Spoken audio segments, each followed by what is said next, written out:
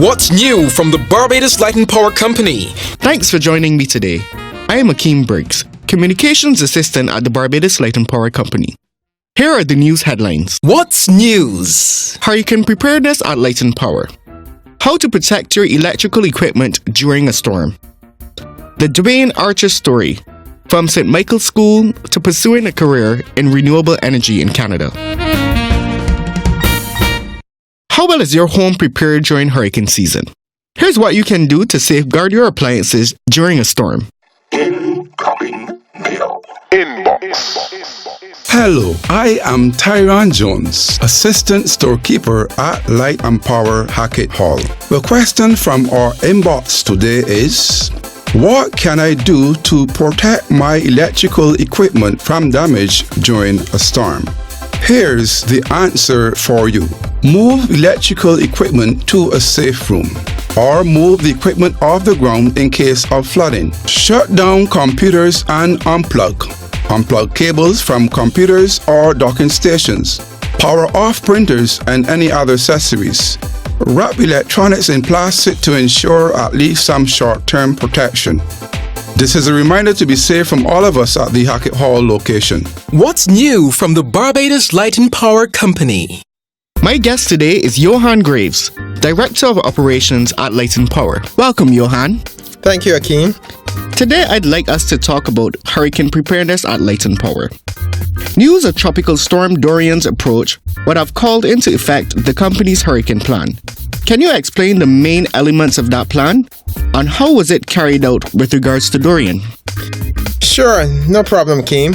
At Light and Power, we start hurricane preparedness from as early as March each year. We have a number of leads throughout the business who actually are responsible for various items throughout the company.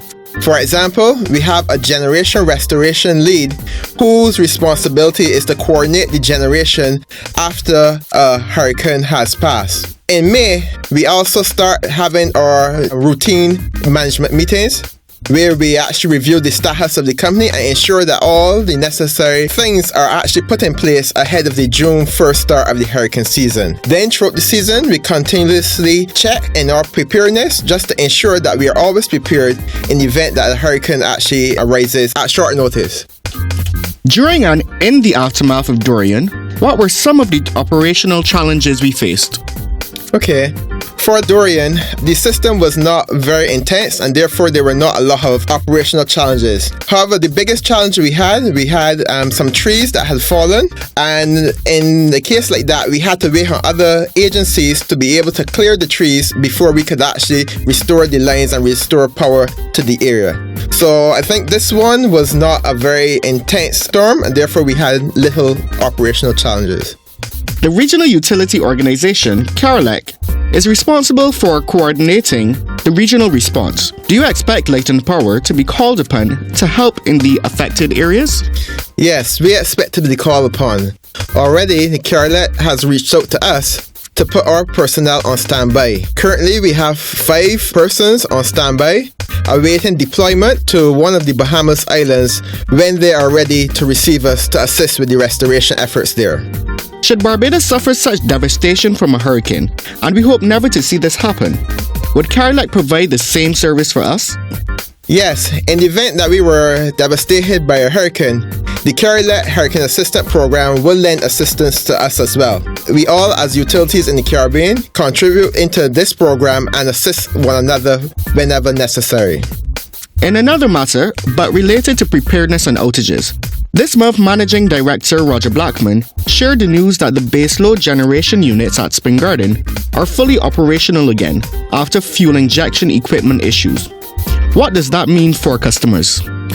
Okay, for customers, what that means is that we have more reserve capacity in terms of our generation fleet, which will allow us to be able to supply a more continuous, reliable service while still being able to continue doing necessary maintenance in the event that another generator was supposed to develop a problem and had to come offline.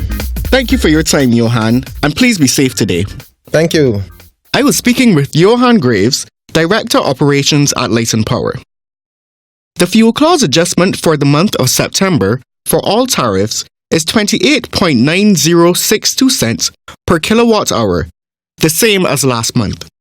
We publish information on the fuel clause adjustment for each month on your electricity bill on our website blpc.com.bb, on our social media, BLPC Online, and on the other information screens in our payment halls. Feel free to call and discuss it at any time with one of our customer care representatives at 626-4300. What's new from the Barbados Light and Power Company? Do you know? Do you know? Do you know that every well-run company depreciates its assets to ensure that costs are managed prudently for its customers? To explain what this means for Light and Power, I have the company's corporate controller, Tyrone Alexander, with me. Welcome to What's New Radio, Tyrone. Thanks for having me. First of all, what exactly is depreciation?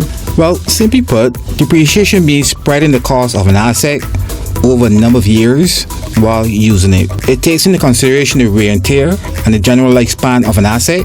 You see, we at Light and Power, every year we invest in equipment such as generators, poles, meters, transformers. Some of these assets are expected to last for many years. The amount of which these values reduce every year is known as depreciation. Why is it a good practice to conduct a depreciation study?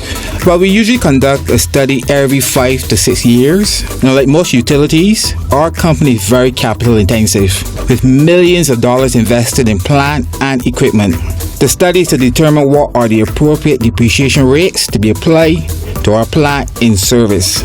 The study also determines the remaining useful lives of our assets by considering certain factors like the physical condition and the maintenance of the assets. So after gathering all the relevant information, the study then proposes what should be the appropriate rates going forward. So Tyrone, how does this help us to manage costs for our customers?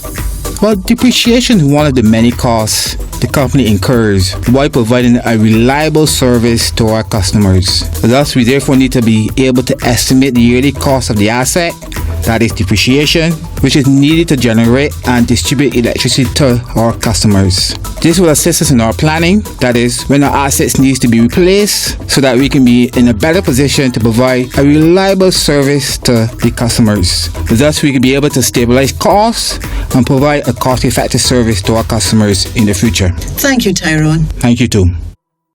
To end our program, here's a good news story, which connects with our sponsorship and support of the Electricity and Renewable Energy Science Exposition for primary and secondary schools in partnership with the Ministry of Education, Technological and Vocational Training and their Media Resources Department. We first met Dwayne Archer in 2016 as a student of the Coleridge and Parry School. Dwayne entered a hydroelectricity generation project and placed third. At this year's expo, Dwayne was team leader of the St. Michael's School, whose project tested the efficiency of solar energy, where he again demonstrated his enthusiasm and passion for science and renewable energy.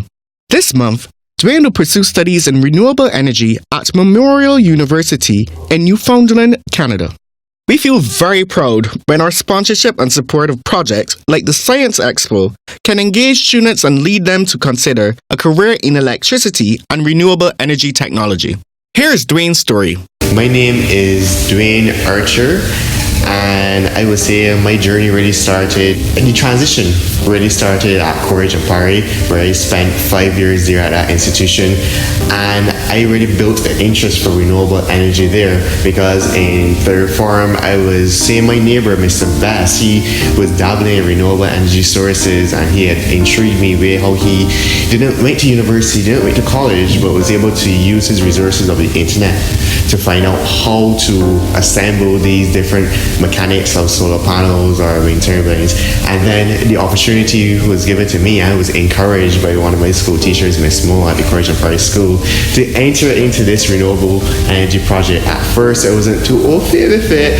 There were some negligence first, but in the end, I entered, and it really gave me appreciation even more for it, because then I was on YouTube, I was researching even more and finding out more about solar energy and wind power and the stars. And then from there, I continued my path, because I really said, well, I need to be an engineer, so I need to tighten up my grades, I need to be doing that pure math, or math as we said, and the physics. So those are normally mandatory for engineering. So after there, I finished college in Paris. I went to the St. Michael's School to study pure mathematics, chemistry, and physics at Cape. I did well there, and I went into those subjects with an understanding, well, I know where I want to go. This is a stepping stone. I have a scope. I know I want to go into renewable energy as the end product, but you need to start here. Work hard on those subjects, did pretty well, and was accepted in my final year to many of the universities in the world. And I decided to go on the venture to Canada, to a university called Memorial University in Newfoundland and Labrador. So I just concluded St. Michael's School 6th form, and I will be going off to Canada soon to study a bachelor's degree in mechanical engineering. I would say right now what is really piquing my interest and fascinating me is the biggest drawback of renewable energy right now, the energy storage situation.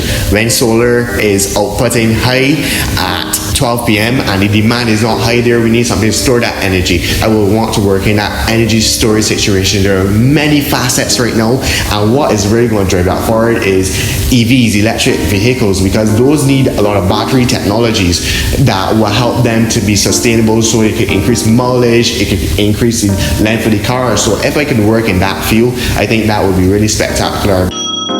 So working to solve those problems of cost, solve those problems of longevity and maintenance, and also building a solution that is cost effective. So if we could get down that cost factor by increasing the fact of storage solutions, I think that would be a really great contributor to my efforts, and that would be a field. I can't tell you exactly how I get into it. So I was hoping that you would say 2030 Minister of Energy. I wouldn't say that. I want to more be hands-on. I want to be working with the technology. I will not say that I would like to be a minister, but for sure I want to be dealing with the technology. I want to be in the nitty-gritty with the engineers and the design concepts and what's not. I want to be able to see how we could solve those problems, because to me, I'm the engineer at heart. I want to be the hands-on person. I want to be in the meat of the matter. All right. Yeah, so that's me. Dwayne, thank you very much. Thank you for this opportunity. It was great to come here.